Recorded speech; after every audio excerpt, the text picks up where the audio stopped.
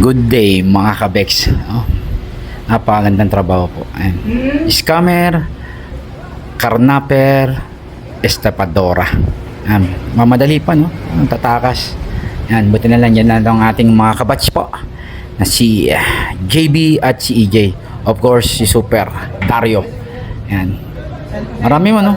Dami siyang kaso. So, ang naserve namin sa kanya, 2 karnaping and then isang estapa. Meron siya sa Cavite, Parañaque, Mandaluyong. So lahat po ng mga naloko, no, na-scam na itong babae, pwede kayo pumunta sa Station 6, no? Ayan po, para makita nyo. Gumagamit din ng mga ibang pangalan po ito. Minsan ginagawa niya Rentangay, then Arkila, tapos ipapapachap-chap ito sa may Banawe. Ayan po, lakad yan. So parang isang sindikato rin to, no? Ayan po, pumunta lang po kayo dito para matulungan kayo ng Station 6. May mga nabiktima po yan ng mga mag-asawa and then mga pulis din, no? Isa, may pumunta dito ang complainant. Yun lamang at God bless po.